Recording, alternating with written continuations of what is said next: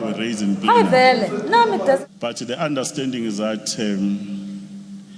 the issues that are discussed there, they are not actually final resolutions. These are the matters that were brought a lot of ideas together, consolidated them, so that at a particular point when the NEC has processed the report out of the outcome of the National Policy Conference, these matters are going to go back to branches.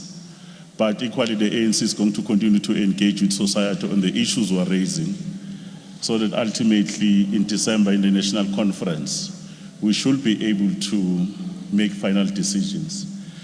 Some of the key issues that we did look at them, we did an assessment of the security situation of the country over the last 23 years, and had an assessment of the recommendation to say, if you look at the previous conference resolution, how far have we gone? We concluded that the country, in terms of stability comparatively with other countries of the world, we are relatively stable if you look at the challenges the world faces with respect to issues of security.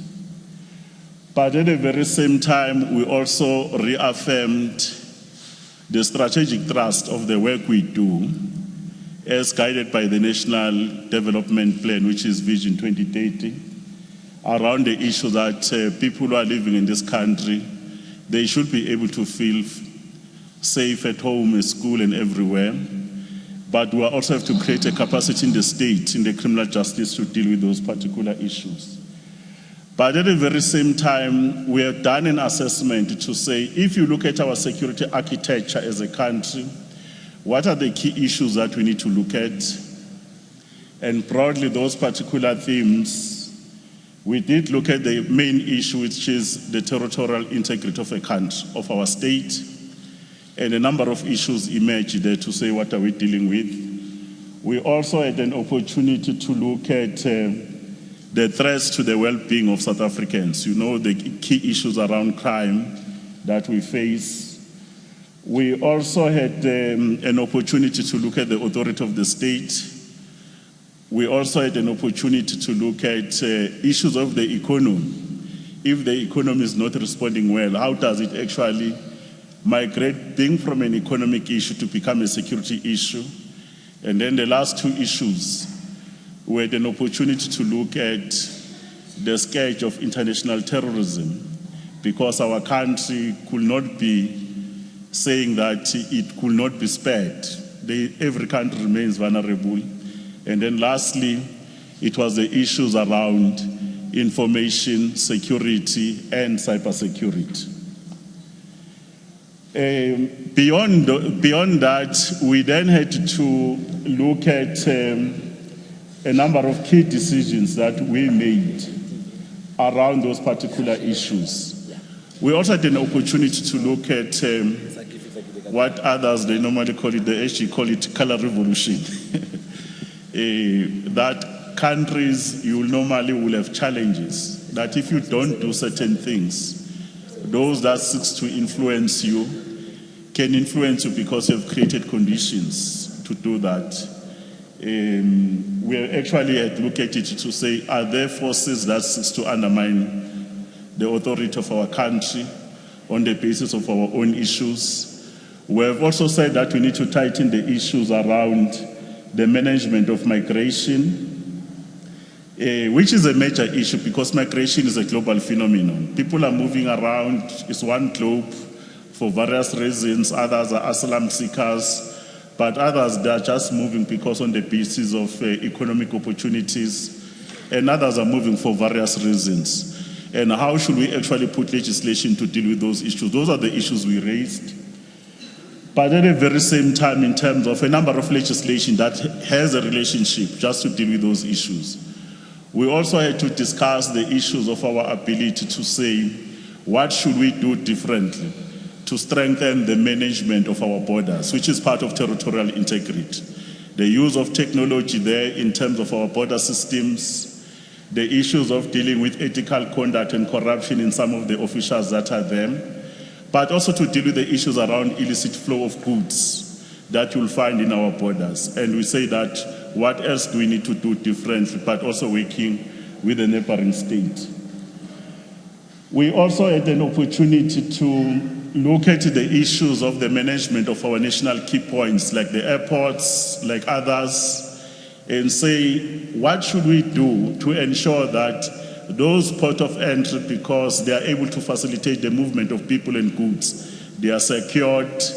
And more importantly, we're more worried to say, how do we play that part to ensure that they are secured mostly by South Africans under the authority of the state, because it's an important issue.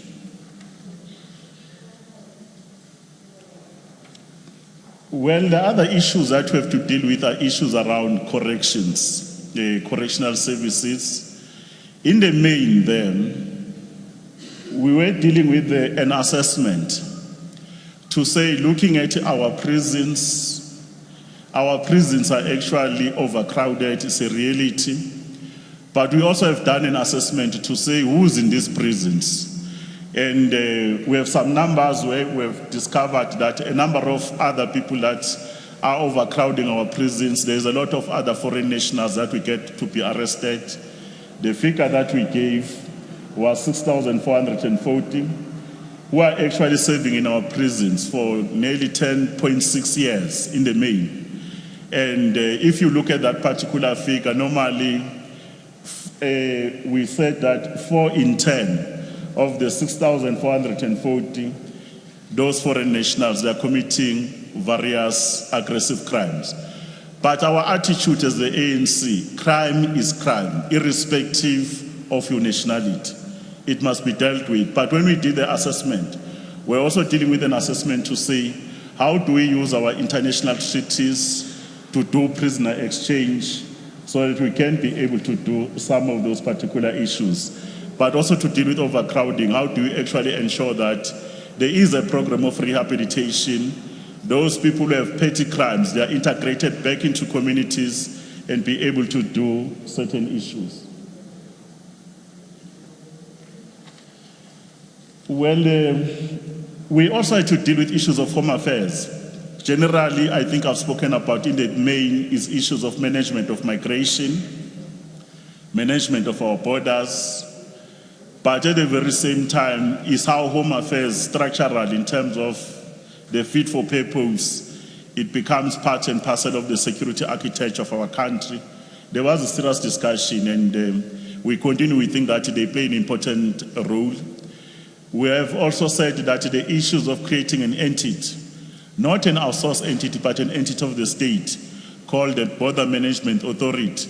It will assist us to pull resources together, improve coordination, issues of efficiency. But then there is a process of reviewing a number of legislation there. The immigration law, some of the issues that we've discussed there was to say, how do we actually use migration in a manner that we can only be in a position to attract skills that the economy needs? But there are certain areas around low skills jobs where South Africans can be in a position to be able to do some of those, so that you can be able to manage the tensions that you normally find in communities. That's the issue that we thought we need to be able to do.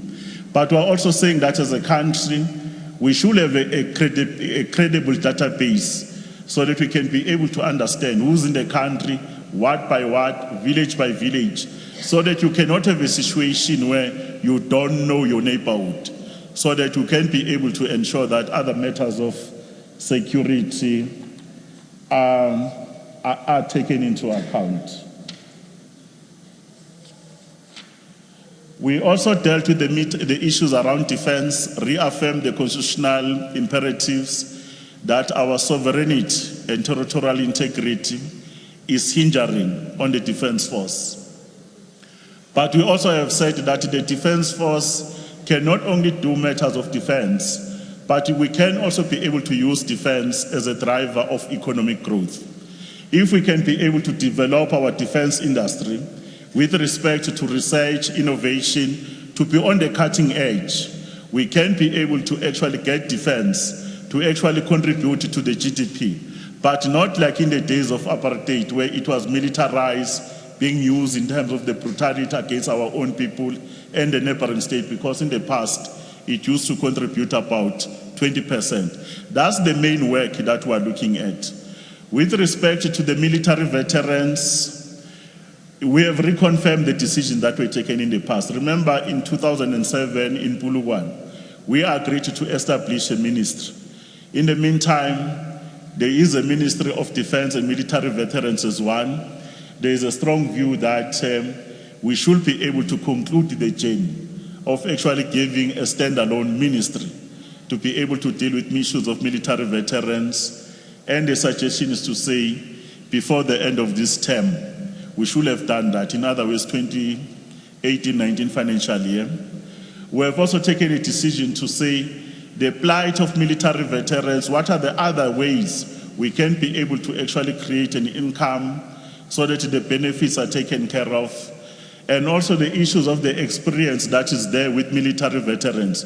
How do you use them, especially in the private security, to have private security owned by South Africans, for South Africans, so that you can be able to do their deployment, including issues to say how they can help in other areas, including in the ANC, because our combatants, they were not only trained on military issues, but they were also trained politically. How can they assist in political education, issues of promoting discipline and cohesion within our ranks?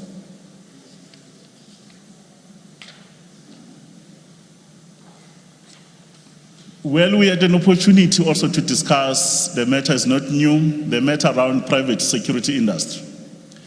In the private security industry, we have actually appreciated the role that this industry has grown. It contributes to job creation, which are employment opportunities that are there, but it also contributes in terms of crime fighting. But we still have some issues that we're raising, that our strategic key installations, national key points, we can't as a state in terms of sovereignty, that foreign-owned private security firms, they should be able to guard us. But we need South Africans to do that. Then the industry should be in a position to work together, transform it, so that they can continue to do those. Other issues that we're a little bit aware of is the exploitation and the employment of non-nationals and some poorly trained individuals that are supposed to be handling these high-caliber weapons that are there. But we are not saying that there is no space for private security. It should be there. How does it get deployed as a phenomenon that happens internationally? We should be able to get that one moving. And we are saying that the regulation that is sitting with government must be able to proceed and sign that law, which is SIRA Act, into law, and be able to deal with the concerns that are being raised by industry, because at a particular point, the industry was threatening to take us through litigation if that legislation was passed. On justice and constitutional development, there are a number of issues that we raised. One of the issues that we noted, the integrated criminal justice system. A lot has been done.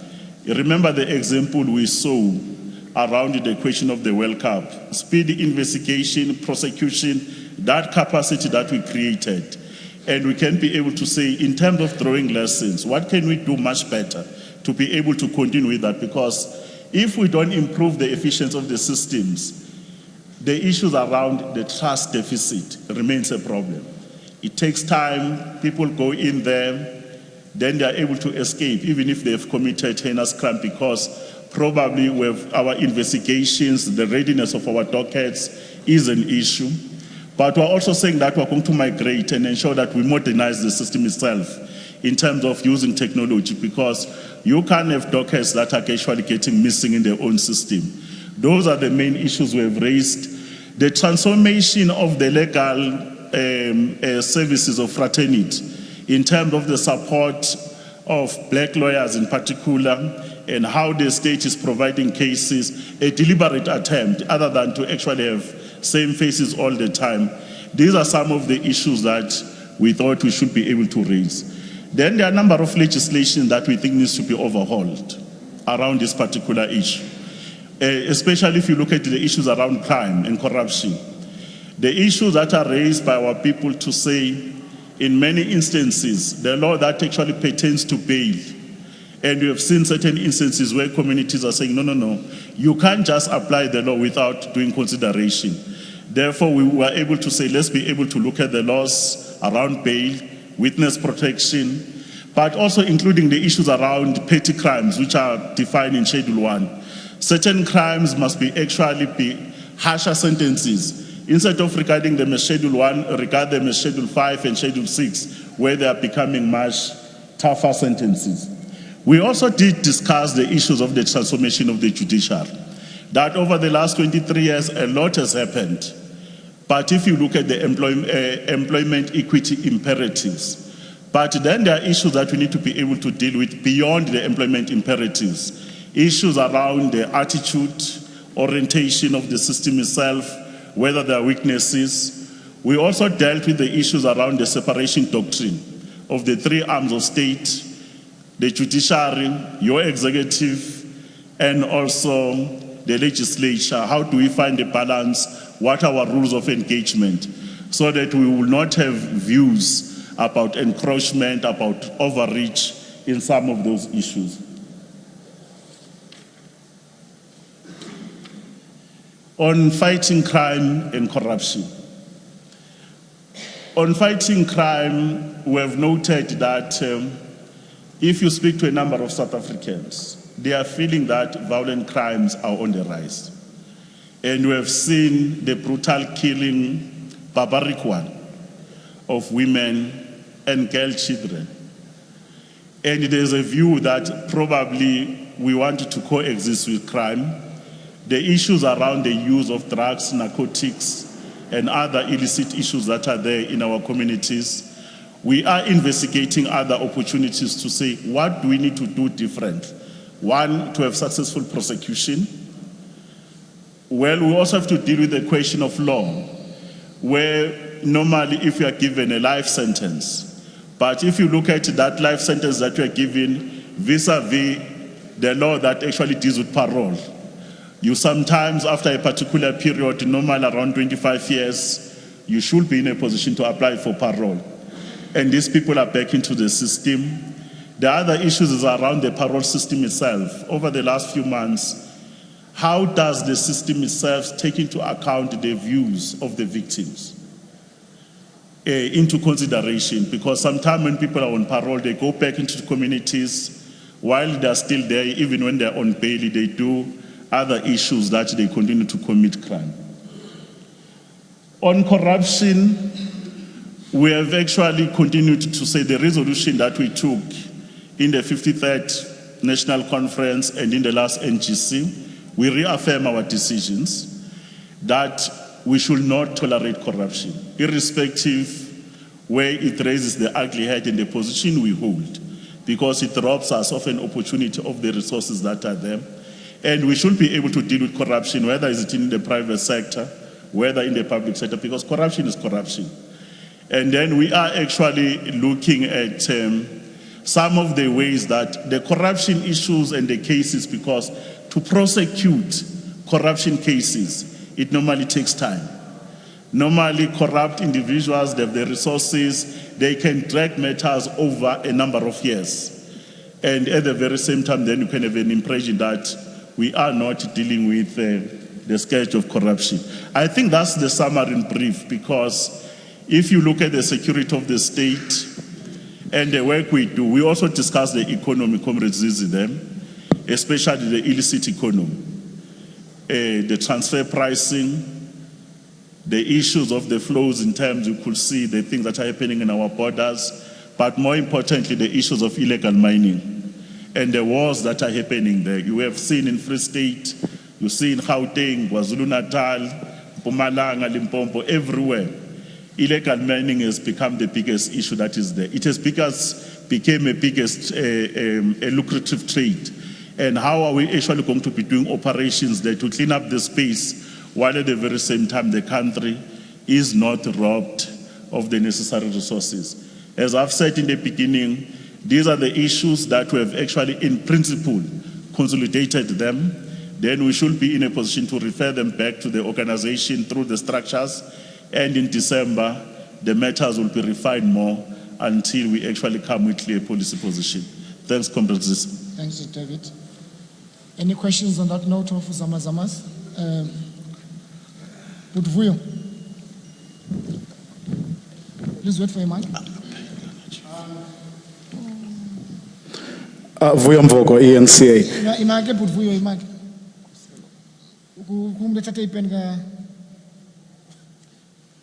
Hajra. You'll be the first.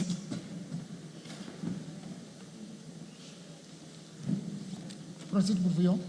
Yes, if one takes your penultimate point, which is corruption, you said we shouldn't tolerate, you are concerned about the time it takes to prosecute and so on.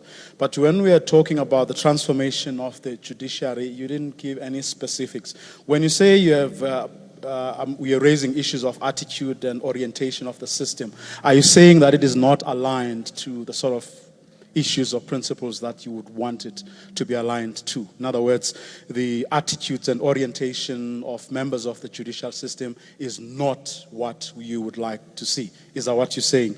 And the same would go for the separation of powers. You are raising issues of encroachment and overreach. Are you saying they are overreaching or they are encroaching on the, say, legislature and the executive? Pass it to Marin here in front.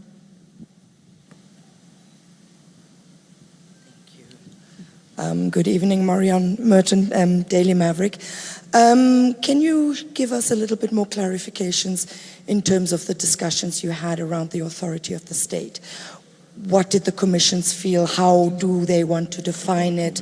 What is the authority of the state? How does the ANC Peace and Security Commissions, how do they see that? And perhaps you could also clarify something for me. In terms of discussions with correctional services,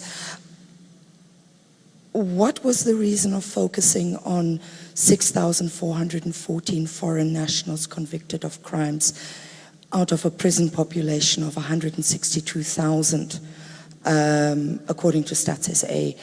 And were the discussions perhaps not also going around the fact that around 50+% of people in our jails are those who can't afford to pay bail? Thank you. Okay. Hazra, Mr. to the front. Hazra and then Clement. I think you've got a software advisor for you.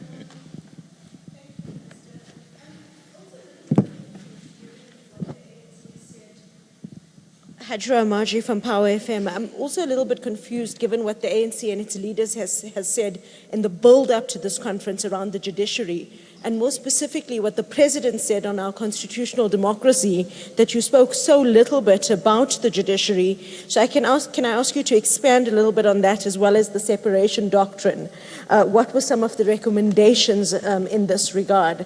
Secondly, I'm not sure why Peace and Stability didn't identify state capture as probably the biggest threat to our security and weigh in on this issue. I mean, if some of the allegations are true, then there are some who are trying to turn the ANC into a black Boerebond, and I would assume that you would be concerned about that.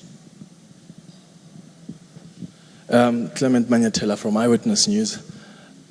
Did the Commission at all discuss the so-called foreign forces that want to push for regime change? I remember hearing a lot of ANC leaders describing, for example, the marches by South Africans for President Jacob Zuma to step down as being influenced by those foreign forces. Was that under discussion?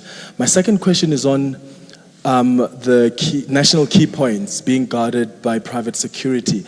The MKMVA previously took a resolution at their last elective conference to make suggestions to government for national key points to be guarded by MKMVA members.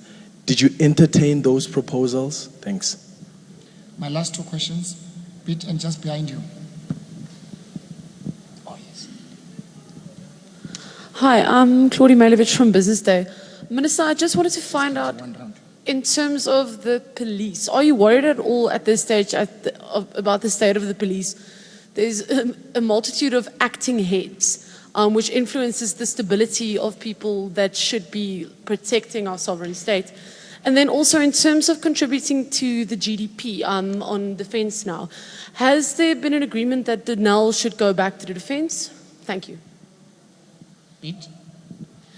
Minister Peter de Tooy from Huffington Post. You said that the commission decided rather, or agreed that the ANC should not tolerate or accept corruption. Was state capture discussed in that context, given the deluge of reports in the public domain about wrongdoing and the extent and depth of state capture and the apparent unwillingness or inability of the government to act on it? Thank you. That question was asked by Clement. Yeah, no, asked by Hajra. Minister, I'm left with only 3 hands. I think you should answer those, and then I'll take my last hands. I thought I'm not minister. I No, I thought I'm a member of the Peace and Stability Committee. I thought I would correct that as well. I'm not reporting on behalf of government, but thank you very much. With respect to the question that is asked by Vuyone, I think the question has 2 elements. One of the elements that we are trying to raise is the efficiency and the speed at which we take to actually have successful prosecution with respect to matters of corruption. And you will know that sometimes investigations are taking long, and sometimes because sometimes these people have more resources, they get the best lawyers, they track, and we can actually start the inefficiency and the failure of an integrated justice system. It gives us problem to actually curb corruption in a manner that we could be able to say it sends a message. Irrespective of the institutions we have created, you know we have created many institutions as this ANC-led government. You have your Chapter 9 institutions, they do this work. We have your SIU that they do this work. We have the Office of the Auditor General that is them.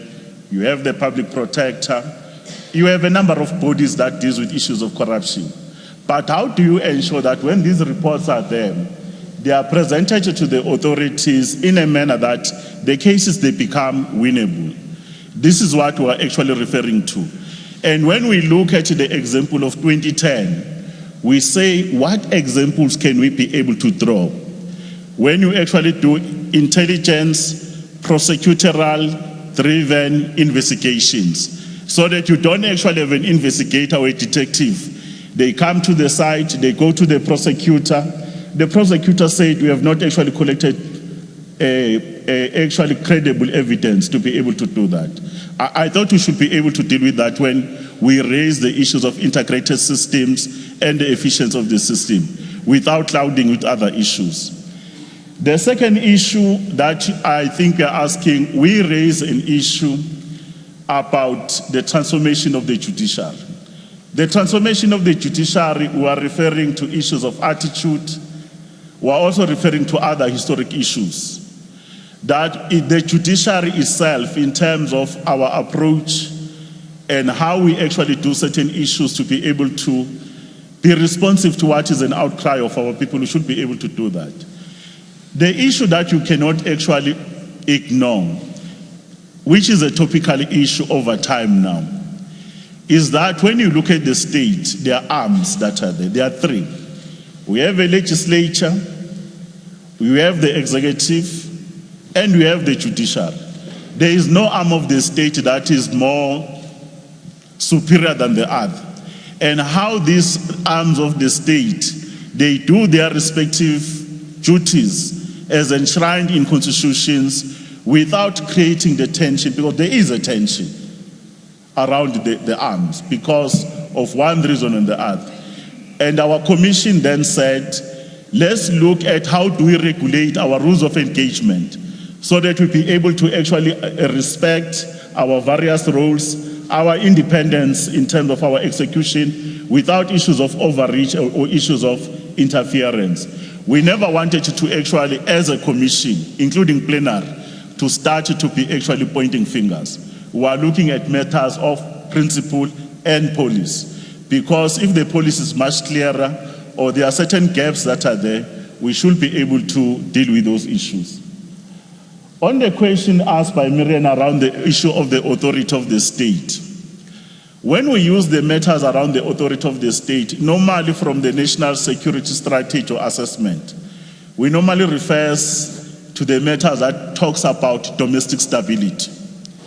The matters that we're always raising here, one of them is the issues of violent protest, which is an issue that we normally talk about, whether in the education sector, whether in the public transport sector, whether for service delivery reason. Those are some of the issues that we talk about.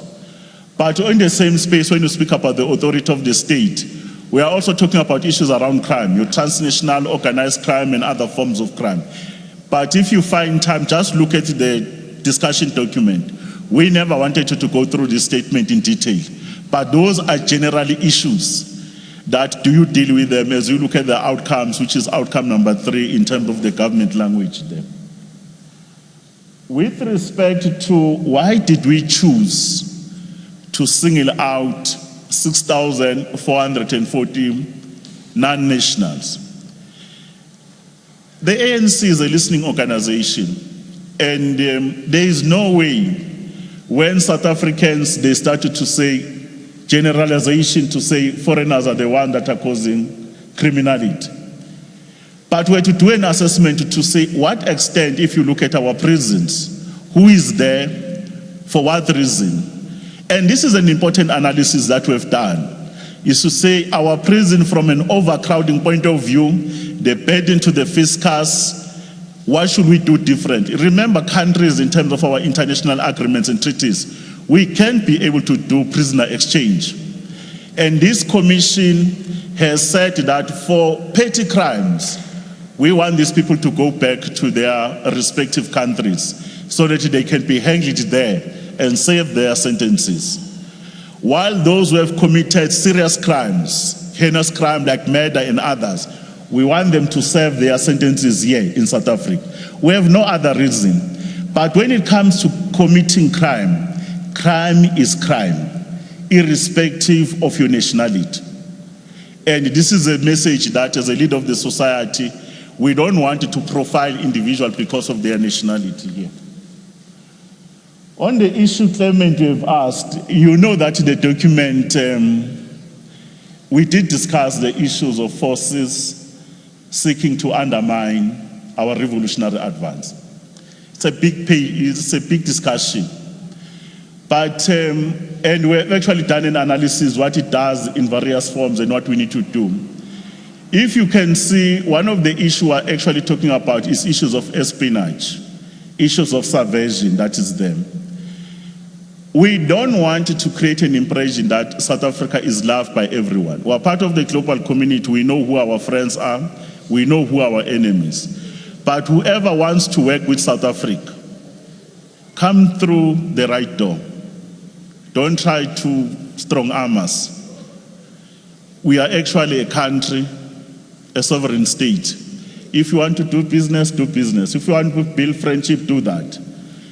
You know, sometimes people say because of our own mistakes, we want to do a scare tactic about a regime change. Let me just advise you, how does it normally take place? You know, there are normally 4 things if they want this thing to succeed, what they call it color revolution.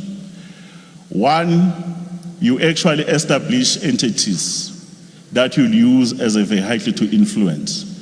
And we're on record. We have said certain NGOs, they play that game. Others, they play their part. Well, with the other thing that we're actually looking at, number 2, they actually look at the issues of promoting of an ideology. You know, how do you promote an ideology? There are actually certain terminologies that you use. We have seen it in Latin America and you have seen in the other countries. You use certain issues around ideology of there is no leadership, no vision, corruption, civil liberties, and this ideology you get it to be actually moving. The third element is to create and cultivate leaders. You know, you create celebrity leaders, alternatives, and it takes place everywhere. Lastly, you use government failures if you want to drive color revolution. It's a doctrine in intelligence. Government failure, the ANC is to recognize that if we don't respond on issues of governance and our failures in governance, we create conducive environment for others to be able to exploit us. Therefore, we have done an analysis. That's why we're saying what we need to do are very clear. The issue around the national key point and private security. Our message, private security plays an important role in this country. It has a place in this democracy, like everywhere. Our concern is foreign ownership. Our concern is issues of espionage. Our concern is exploitation of workers and employment of non-nationals there. The last one is the poorly trained individuals and the storage of that weaponry, because the caliber of the weaponry is very powerful. What you are saying, any country worth of its sovereignty, you will never outsource your national key point. If you want to use private security, it must be South African owned private security. Therefore, the view by MKMVA is receiving support, because veterans, whether from the former liberation movement or veterans, military veterans, even from the Bantustan or the TPV states, they will all have actually an opportunity to do that work. And some of them are doing more work internationally. Therefore, it's not something unique that we are raising. The issues around Claude that is asking around SAPS, we did discuss them. We've agreed that the stability in the security cluster is very important in the administration, irrespective which department, whether is it state security, whether is it police and so forth. Let's stabilize administration. And when administration is stabilized, operations are going to be implemented in our program. We never wanted to single out one department. Stability, professionalization in the cluster, and issues of proper training, remuneration, including issues of dealing with corruption in our own. We thought we should deal with that. Denel was discussed, and there is a proposal to say to increase our capability in terms of research, innovation, and remember that our Department of Defense, in the main, we are the ones who are actually acquiring that technology. And it's not something new. In the past, Denel used to be an ABSCO, used to be part of the Department of Defense. That well considered to drive our strategic capability as a defense industry. That recommendation has been made. On corruption and state capture, we chose to discuss policy, not events or incident. Remember, here is a policy conference. We have taken a decision that corruption is a cancer. It must be dealt with, irrespective where it comes from. As a member of the NEC, and comrades who sit in the NEC, we have made a decision about state capture. We have said the president or the government should be able to proceed to actually do the judicial commission on these matters. And we are looking forward that these matters will be deposited in other matters, because the relationship between politicians and business is an issue that we should be able to find a way. How do we relate? In as much as our relationship with capital is a struggle of unity and opposite. All of us were friends in business, but do they control how we think and how we do certain things? There's no one here who doesn't know a friend in business. Probably yours is not in a stock exchange, maybe mine is a cooperative. But generally, we think the matter, the NEC has decided on it, and we think the decision should be implemented. I think I've done what you asked me to do. You've done well. These two in front, Andy Siweno, Anikwazi Hleba. You can hear every conversation while seated here. Right at the back, and then I come to SABC. No, I'm just taking 3 hands now. Hey, they're like a commission now. No. I want the mic here. SABC behind you, and then right at the back. That's all. I'll take you in the next round. Next round in the next commission. Minister Mahlobo, my name is Mutlinyana from SABC. I would like to know as to whether there was a concern raised with regard to the state of intelligence in the country, taking into consideration the recent incidents of robberies at the headquarters and the high number of incidents of destruction of public property, your trains, schools, and we hardly hear of any successful, if there is any prosecution on these matters. Thank you. Amakhalang? Good evening, I'm Khalang Bata from Bloomberg News. I just wanted to ask if the matter of bringing back the death penalty was discussed, particularly under the justice banner that you talked about, because the Women's League president did mention that given the surge in violence against women, that was a consideration they wanted to put forward. Right at the back. Please pass. That's my last hand for this commission. My name is Kelda Noma from ANN7. Minister, just wanted to ask, you said the commission discussed about color revolution. So was role of media discussed as a forces of color revolution? Was? Just repeat again, was what? Was, you said the commission discussed the color revolution, yes. Color revolution. So was the role of media discussed in terms of forces of color revolution, or regime change, anything? Thank you.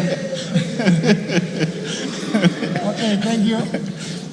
Thank you, Mahlobo. No, thanks. I think with respect to the issues around intelligence, I think we should be able to know that we are a powerful vehicle to communicate and educate.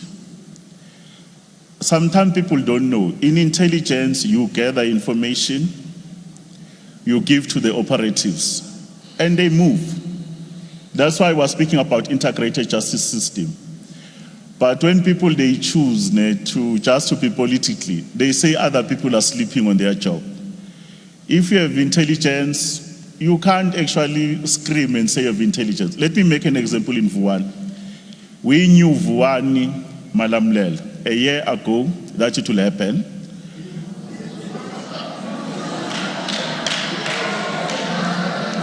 Oh. Wow. Can I proceed? Two in front. This briefing is disrupted by Bloomberg. You know, my problem is that probably one day, working with our communications team, we must be able to find time so that you familiarize yourselves about certain subjects. Because some of the questions that are being asked, with due respect, they demonstrate the lack of understanding. You know, when you get intelligence, you give it to the police. There is also crime intelligence. Then you do the deployment. And when these particular issues, they don't happen, do you want to find a scapegoat? Probably we have to do a closed session, then we'll take you to how does the doctrine work. But in terms of actually having early warning system, what needs to happen, we can tell you. Comrade Ziz was sitting actually in the NEC. The same question was asked. Leadership of Limpopo was there. They told us that intelligence gave us information even 24 hours before it happened. And then how do we actually coordinate our work? When you get intelligence, how do you deploy? And how do you actually deploy effectively? And how do we actually do the arrest and be able to do successful prosecution? The example you have made, a number of people who have been arrested when actually these protests are happening or only this burning of properties. But what is our problem is our ability to get successful prosecution. One of the things that we're also discussing in terms of law is when you're actually having a mob, who do you say that actually burned the car? And how do you use some of the information that we're doing? Those are the issues that we're grappling with. But I think it's a question that I've received in my deployment over the last 3 years. Probably I must start to share how do we move from point A to point Z on the map. On the issue of femicide, we did discuss it. When we discuss the matter of femicide, there are views that death penalty must be relooked at. But you know the ANC position. We're a humane organization. Because of our history and our past, we know where we come from. And death penalty is not a deterrent. Is not a deterrent. And if you are going to bring back death penalty, if we're actually going to change police, we are going to have issues to say, do you have a capable criminal justice system? So that you don't make mistakes like in other countries where you actually go for capital punishment and get people killed when they have not committed anything. But the ANC position, plenary has confirmed with respect to death penalty. The message that we've been given is to say the heinous crimes perpetrated against women and children and other vulnerable people, what do we do differently to send a message that crime and society can coexist? How can we actually do the overhaul our system? An example is about the witness protection, that particular act. You know that if you put an affidavit, you are a witness. And in terms of the Criminal Procedure Act, I've seen you as a person that has killed someone. Then I eliminate the witness. And what are the chances for someone to speak on that affidavit? These are some of the issues when we're reading under justice to say we have to overhaul our legislation to be consummate with the complex nature of the crimes we face today. But with a view that we need to be able to say what is the role of community to dealing with issues of crime. On color revolution, we never discuss the media. But what we discuss is to say, if you wanted to do an agitation, what platforms can you use? The media is the most powerful tool in the hands of any humanity. You can actually use the media for peace, for justice and development. But you can also have a situation where media can actually be exploited for other things.